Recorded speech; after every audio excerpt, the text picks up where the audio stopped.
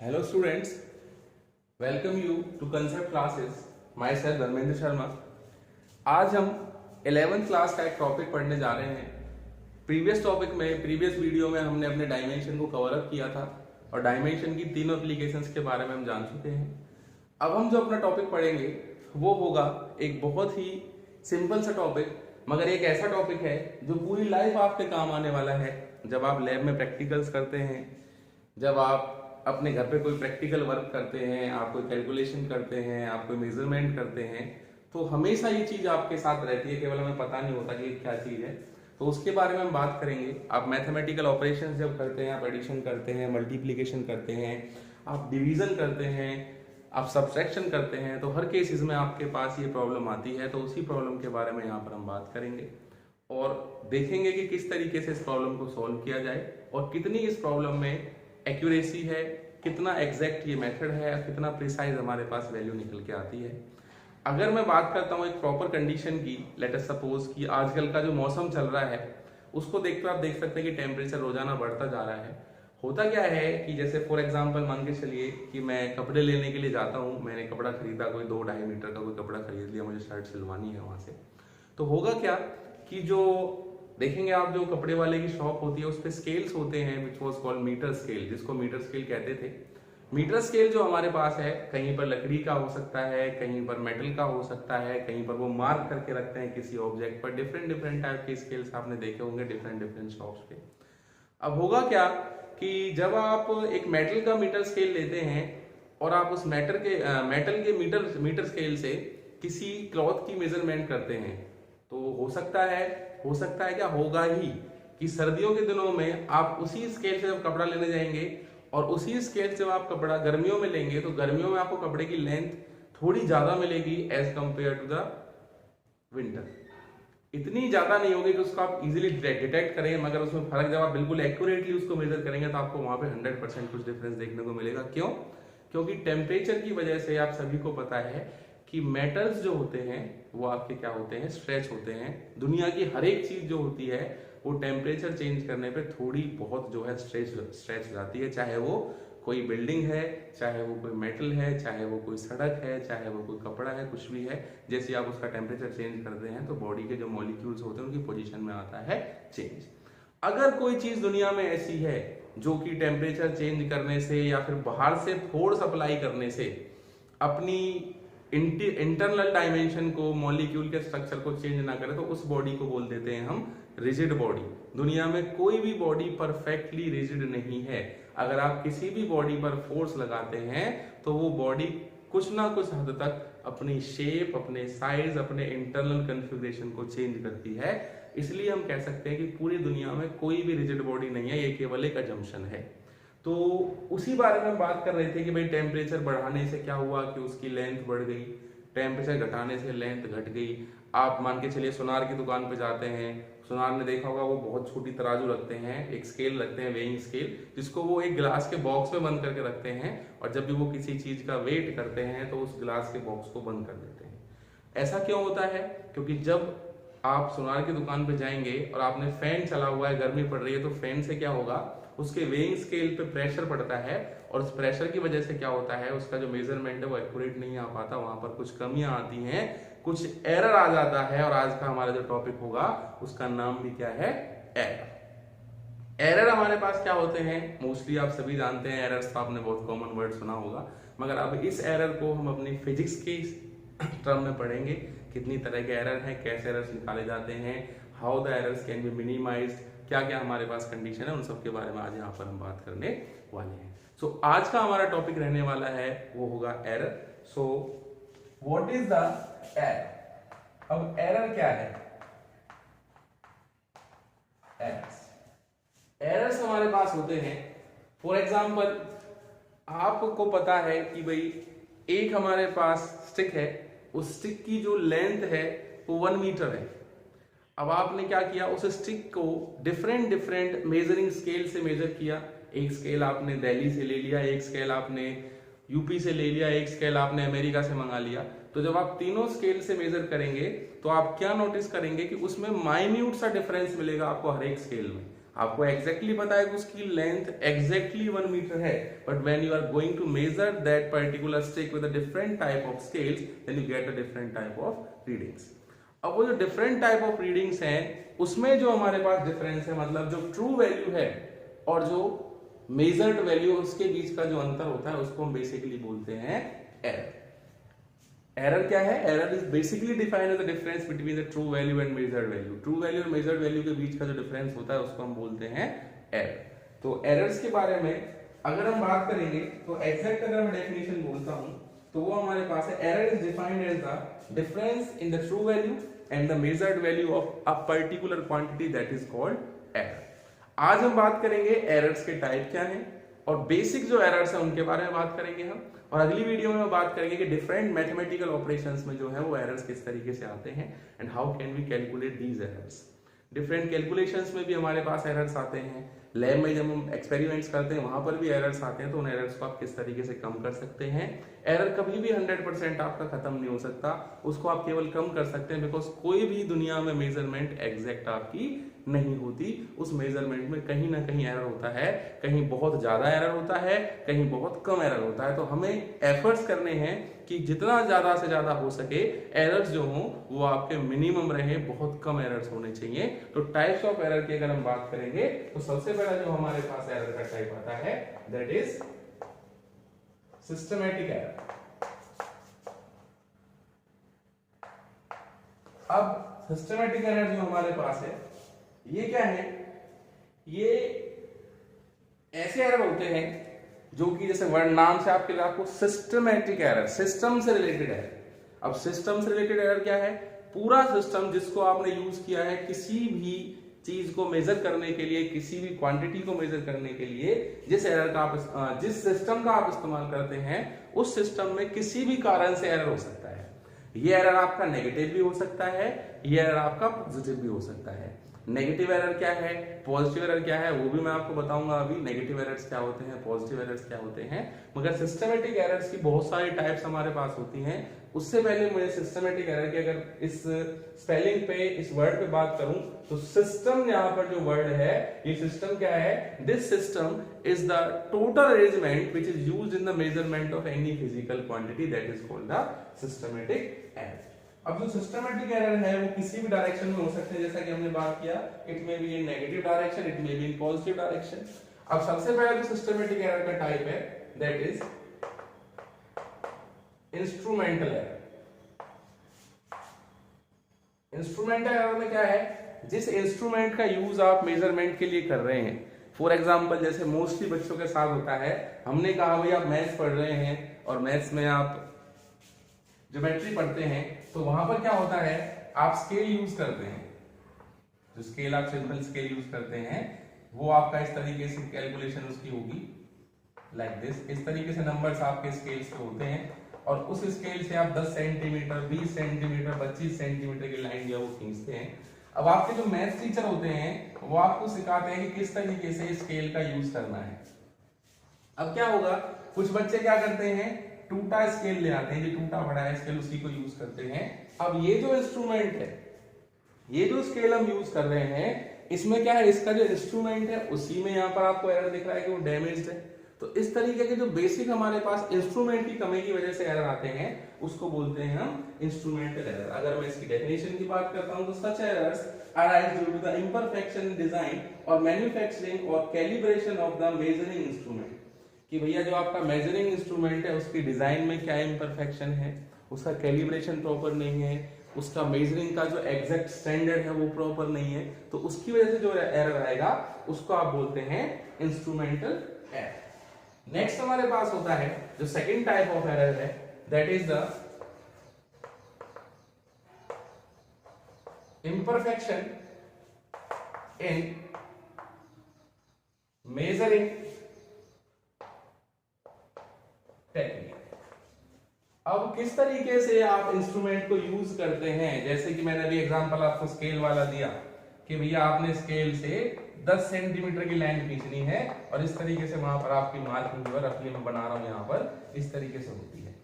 अब कुछ बच्चे बहुत इंटेलिजेंट होते हैं, उनको पता है कि आप 0 से स्टार्ट करेंगे तो 5 तक लेके जाएंगे तब आपका 5 सेंटीमीटर बनेगा। कुछ बच्चे क्या करते हैं, वो 1 से लेके 5 तक जाते हैं। अब 1 से लेके 5 तक उनको पता नहीं है कि वो लाइन जो है वो 4 सेंटीमीटर की होगी, ना कि 5 सेंटीमीटर की। तो टेक्निक का मतलब क्या है कि किस तरीके से आप मेजरमेंट करते हैं, उसको मेजर करने का मेथड क्या है, that is called the imperfection in measuring technique. Next जो हमारे पास इसका टाइप आता है, थर्ड टाइप जो हमारे पास होगा सिस्टमेटिक एरर का, that is personal error.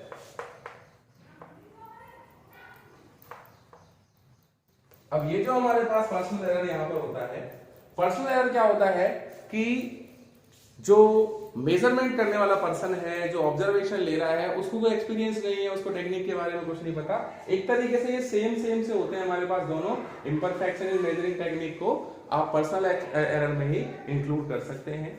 Next हमारे पास होता है errors due to external causes. Errors due to external causes. अब एक्सटर्नल कॉजेज का एग्जांपल मैंने आपको बताया था, वो सुनार की दुकान वाला या फिर जो टेम्परेचर वाला है। तो एयर प्रेशर हो सकता है, टेम्परेचर हो सकता है, ह्यूमिडिटी हो सकती है। डिफरेंट मेजरमेंट्स में डिफरेंट जो हमारे पास एक्सटर्नल कॉजेज होते हैं, जो एक्सटर्नल फिजिकल आपकी टर्म्स होती हैं, क्वांटिटीज होती हैं, temperature, pressure, humidity, air pressure, air flow, pressure. Simple आपका जो आपका फॉर एग्जांपल जैसे मान के चलिए कहीं पर ह्यूमिडिटी कम है, कहीं पर ह्यूमिडिटी ज्यादा है, मॉइस्चर, बहुत सारे फैक्टर्स होते हैं जिनकी वजह से क्या होता है, एरर्स आने के हमारे पास चांसेस होते हैं। जैसे फॉर एग्जांपल आप बात करें, आप यहाँ पर एक मेटल की रॉड लीजिए, उसको यहाँ पर मेजर करेंगे और उसी मेटल की रॉड को आप ऐसी जगह ले जाएं जहां पर temperature 100 degree Celsius 70 degree Celsius होगा, तो वहां पर क्या होगा, उस रॉड की जो लेंथ है वो चेंज आएगी। This type of error comes in the errors due to the external causes. उसके बाद सिस्टमेटिक एरर के बाद दूसरी जो हमारे पास टाइप होती है वो आती है आपकी रैंडम एरर्स। अब ये जो रैंडम एरर्स हैं ये इरेगुलरली होते हैं और ये साइन की वजह से, साइज की वजह से, जैसे मान के चलिए आपने मेजरमेंट करी, आपकी लेंथ आई किसी चीज की 4 सेंटीमीटर, आपने लिख दिया वहां पे गलती से -4 सेंटीमीटर। तो रैंडमली एरर आते हैं ये, इनका कोई बेसिक हमारे पास कॉज नहीं होता। ये क्या होते हैं कि इसमें भी क्या होता है कि जो ऑब्जर्वर है उसकी कहीं ना कहीं मिस्टेक हो जाती है, वो किसी गलती से कोई साइन, कोई सिंबल वगैरह गलत लिख देता है, उसको बोलते हैं रैंडम एरर। अब जो हमारे पास मेन चीज है that is called the gross error. अब आप देखेंगे कि सिस्टमेटिक एरर में इंस्ट्रूमेंटल एरर को आप कैसे सही कर सकते हैं कि आप एक ऐसा इंस्ट्रूमेंट यूज करिए जिसकी एक्यूरेसी बहुत ज्यादा हाई हो, जिसकी जो लीस्ट काउंट है वो बहुत ज्यादा कम हो। लीस्ट काउंट का मतलब होता है कि कोई इंस्ट्रूमेंट छोटी से छोटी किस वैल्यू को नाप सकता है। आप अच्छी तरीके से टेक्नोलॉजी को सीखेंगे किस तरीके से मेजरमेंट किया जाता है। जब आपको लैब्स में सिखाया जाता है तो किस तरीके से आप मेजर करेंगे। जैसे 10th क्लास के जो बच्चे हैं जो भी हमारे 11th क्लास में आए होंगे, उन बच्चों ने कब क्या किया होगा, 10th क्लास में ओम्स लॉ किया होगा, उन बच्चों ने 10th क्लास में प्रिज्म किया होगा। तो जब आप प्रोटेक्टर यूज करते हैं या फिर ओम्स लॉ में जब आप अपने वोल्ट मीटर या एमीटर का यूज करते हैं तो वहां पर आपको लीस्ट काउंट सिखाया जाता है, आपको बताया जाता है कि किस तरीके से आप मेजर करेंगे। अब क्या करते हैं, कुछ बच्चे बिल्कुल ऊपर से देखते हैं वोल्ट मीटर, कुछ साइड से देखेंगे। जो ऊपर से देखेंगे उनकी वैल्यू सही आएगी, जो साइड से देखेंगे उनकी वैल्यू गलत आएगी। That is all in the case of technique. And error due to the external causes. External causes के लिए आप क्या कर सकते हैं, जैसे मैंने एग्जांपल बताया कि वो सुनार जो है वो अपनी वेइंग स्केल को एक ग्लास के बक्से में बंद करके रखा है, तो इस तरह की प्रिकॉशंस लेके आप इस तरह के एरर्स को कर सकते हैं मिनिमाइज। 100% खत्म ये एरर्स कभी नहीं हो सकते हमारे पास। रैंडम एरर्स मैंने आपको बताया that is due to the negative sign आपने लगा दिया, पॉजिटिव साइन आपने लगा दिया, और जो आप साइज लेके चल रहे हैं, डिफरेंट कॉजेस के होते हैं। मेन जो हमारे पास यहाँ पर आता है वो इसकी थर्ड पार्ट है, और वहीं से हम सीखेंगे कि एरर्स की जो बेसिक चीजें हैं वो किस तरीके से कैलकुलेट करी जाती हैं। और थर्ड पार्ट जो हमारे पास यहाँ पर रहने वाला है दैट इज ग्रॉस एरर। अब इस ग्रॉस एरर की बहुत सारी हमारे पास टाइप होती हैं। सबसे पहली टाइप की अगर हम बात करेंगे इसमें, तो सबसे पहला जो हमारे पास है वो है एब्सोल्यूट एरर।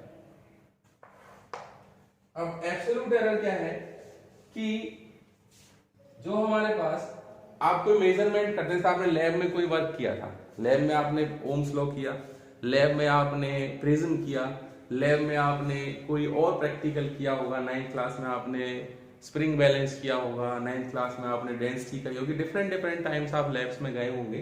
तो लैब्स में क्या होता है, आपसे कहा जाता है कि जो आपके टीचर हैं वो बताते हैं आपको कि आप इस क्वांटिटी का जो मेजरमेंट कर रहे हैं वो 5 से 6 बार करिए, 3 से 4 बार करिए, मतलब बहुत सारे नंबर ऑफ ऑब्जर्वेशन लेने के लिए आपको बोलते हैं। ऐसा किस लिए होता है, क्योंकि जब आप नंबर ऑफ ऑब्जर्वेशंस लेके चलेंगे तो आपके पास एक ही क्वांटिटी की 3, 4, 5, 6, 7 रीडिंग्स होती हैं।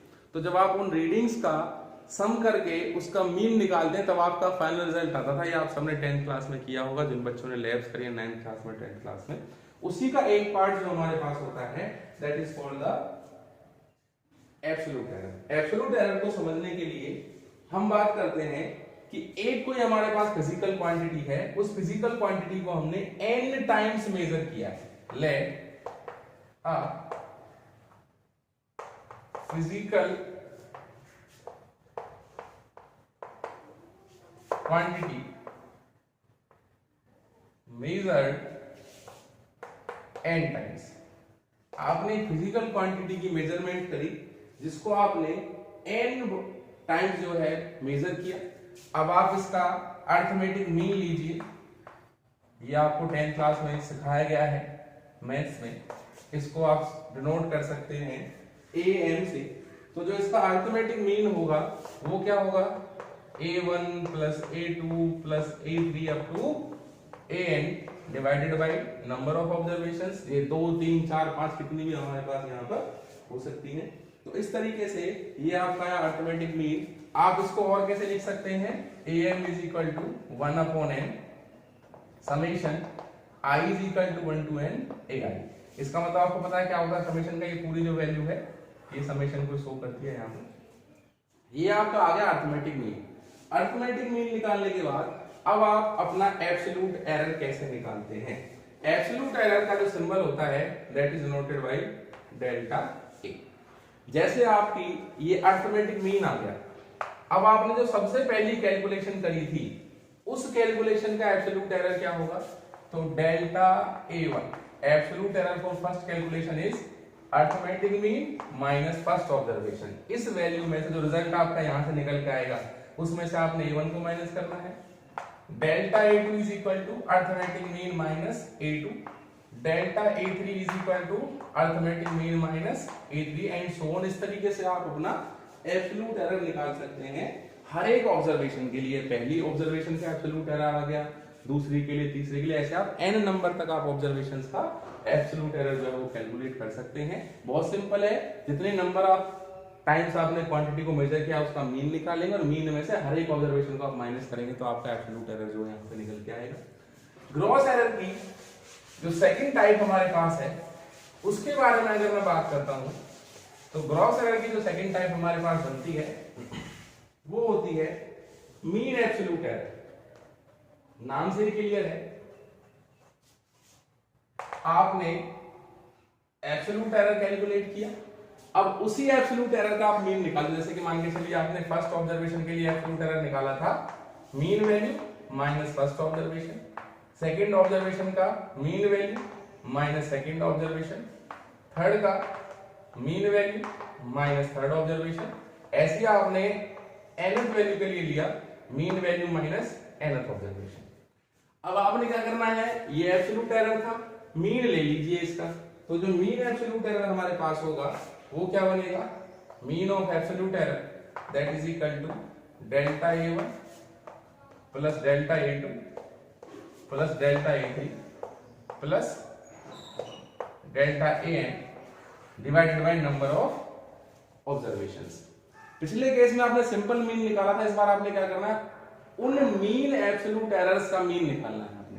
So this is called the mean absolute error. इस तरीके से आप निकाल सकते हैं मीन एब्सोल्यूट एरर। और जो आपका फाइनल ऑब्जर्वेशन होगा, जैसे मान के चलिए आपने एक प्रॉब्लम लिया है और उस प्रॉब्लम का जो फाइनल ऑब्जर्वेशन होगा वो क्या होगा, फाइनल जो रिजल्ट आप लिखेंगे, जैसे हमारे पास ये ए फिजिकल क्वांटिटी जिसको हमने एंड टाइम मेजर किया, तो इसका फाइनल रिजल्ट लिखने का तरीका क्या है, absolute error plus minus mean absolute error, delta A plus minus mean absolute error. अभी मैं इसकी प्रॉब्लम कराऊंगा तो और अच्छी तरीके से क्लियर होगा।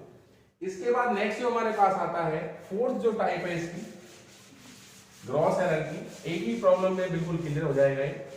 अगली जो हमारे पास टाइप होगी दैट इज रिलेटिव और फ्रैक्शनल एरर। अब जो रिलेटिव और फ्रैक्शनल एरर है जिसको हम डिनोट करते हैं, del is the symbol for relative और फ्रैक्शनल एरर। हमने ए जो है वो फिजिकल क्वांटिटी मानी है, तो del A is equal to, इसका फॉर्मूला होता है mean absolute error divided by mean value, divided by mean value. तो दैट इज इक्वल टू, ये मीन एब्सोल्यूट एरर है हमारे पास, डिवाइडेड बाय मीन वैल्यू। अभी प्रॉब्लम कराऊंगा तो क्लियर होगा। नेक्स्ट जो हमारे पास है दैट इज परसेंटेज एरर। अब जो परसेंटेज एरर है उसमें कुछ नहीं करना, आपने इसी फॉर्मूले में केवल 100% से मल्टीप्लाई कर देना, तो आपका परसेंटेज एरर जो है वो यहां से निकल के आएगा। तो एक प्रॉब्लम इस टाइम कर लेते हैं और फिर टॉपिक को क्लोज करते हैं। उसके बाद हम नेक्स्ट क्लास में, नेक्स्ट वीडियो हमारे पास होगा, वहां पर हम पढ़ेंगे कि डिफरेंट मैथमेटिकल ऑपरेशंस जो हैं उनमें हम किस तरीके से जो है एरर्स को निकालते हैं। Let us suppose this is a problem, the refractive index of water is found to have the values. वाटर का रिफ्रैक्टिव इंडेक्स है जिसकी वैल्यूज आपको दी हुई है, जिसको आप म्यू से डिनोट करते हैं 1.29। पहली जब आपने ऑब्जर्वेशन ली तब आई 1.33, दूसरी ऑब्जर्वेशन में आई 1.34, तीसरी ऑब्जर्वेशन में आई 1.35 अगली ऑब्जर्वेशन में, इसी तरीके से 1.32, 1.36, 1.30 एंड 1.33। अब वो कहता है कैलकुलेट करिए, कैलकुलेट। सबसे पहले आपने निकालना है मीन वैल्यू, निकालेंगे इसकी। What is the mean value? Mean value आप सभी को आती है, 10th क्लास में मैथ से पढ़ा आपने। उसके बाद आप निकालेंगे एब्सोल्यूट एरर जो हमने अभी पढ़े। उसके बाद आप निकालेंगे रिलेटिव एरर और उसके बाद आप निकालेंगे परसेंटेज। सबसे पहले आप रिफ्रैक्टिव इंडेक्स की मीन वैल्यू निकालेंगे।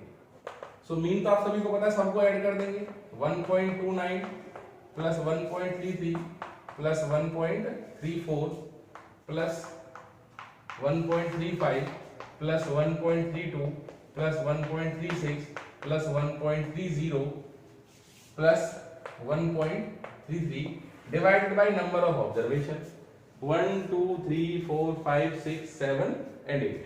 The number of observation is 8।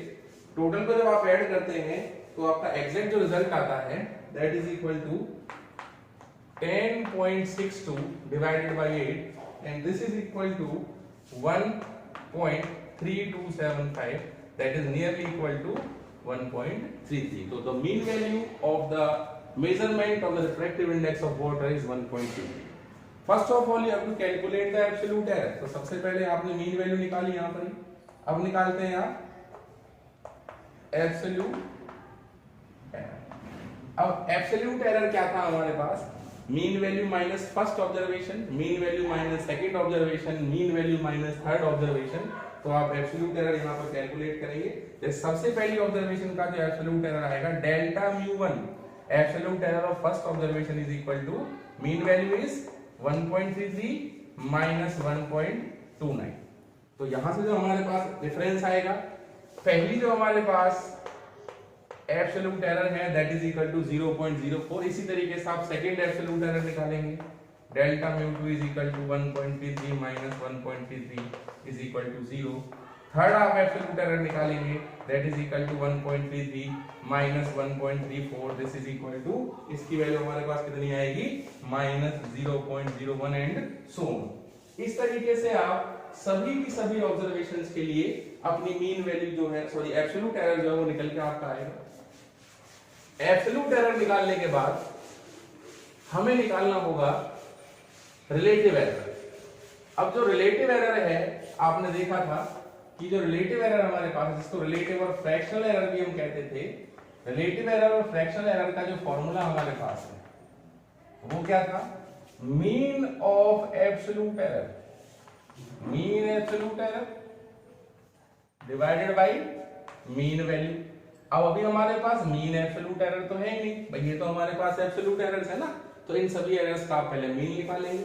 तो delta mean of absolute error, तो मीन निकालने के लिए आप क्या करेंगे, ये जो वैल्यूज आपकी आई हैं, जितनी वैल्यूज आपकी आएंगी इसको निकाल के उन सभी वैल्यूज का आप मीन लेंगे। तो इन वैल्यूज का मीन आएगा 0.04 प्लस 0। बात ध्यान रखिए, इस चीज को कभी आप नेगेटिव नहीं लेके चलेंगे, ये हमेशा कैसा रहेगा आपका positive 0.01 and so on divided by 8। आप आगे कैलकुलेट करेंगे तो इसका जो हमारे पास मीन एब्सोल्यूट एरर आएगा that is equal to delta mu multiply by delta mu mean that mean mean absolute error, इसकी वैल्यू हमारे पास आ रही है 0.0। आप यहां से रिलेटिव एरर निकाल सकते हैं, तो रिलेटिव और फ्रैक्शनल एरर जो हमारे पास होगा, मीन एब्सोल्यूट एरर कितना है 0.02 और मीन वैल्यू कितनी है 1.3। तो यहां से आपके पास रिलेटिव और फ्रैक्शनल एरर आ गया। फॉर परसेंटेज एरर, अगर आप परसेंटेज एरर के लिए जाना चाहते हैं तो परसेंटेज एरर में आप क्या करेंगे, इस वैल्यू को 0.02 डिवाइड बाय 1.33 मल्टीप्लाई बाय 100%, तो यहां से आपका निकल जाएगा रिजल्ट। ये हमारे पास थे सिंपल एरर की फॉर्म। अगली जो हमारे पास टाइप होगी नेक्स्ट वीडियो में जिसके बारे में डिस्कशन करेंगे वो होगा प्रोपगेशन और कॉम्बिनेशन एरर। प्रोपगेशन और कॉम्बिनेशन एरर में हम बात करेंगे उन एरर्स की जो हमारे मैथमेटिकल ऑपरेशंस में आते हैं, जैसे कि अगर आप बात करें फॉर एग्जांपल एडिशन में एरर किस तरीके से निकलेगा, सब्सट्रैक्शन में एरर किस तरीके से निकलेगा, डिवीजन में कैसे निकलेगा, मल्टीप्लिकेशन में कैसे निकलेगा, लॉगरिथम में कैसे निकलेगा, तो उन सभी एरर्स के बारे में बात करेंगे अपने अगली वीडियो में। तो मैं असाइनमेंट्स भी आपको दूंगा, तो प्लीज टॉपिक को अच्छी तरीके से गो थ्रू करें। कोई प्रॉब्लम हो तो आप मुझे प्लीज कमेंट्स करें, यूट्यूब चैनल पे कमेंट्स कर सकते हैं, मेरे पर्सनल नंबर पे आप कमेंट्स कर सकते हैं, वहां पे अपनी प्रॉब्लम्स पूछ सकते हैं। तो thank you so much, stay home, stay fit, but please like, share, comment and subscribe the channel. Have a good day, goodbye, thank you so much.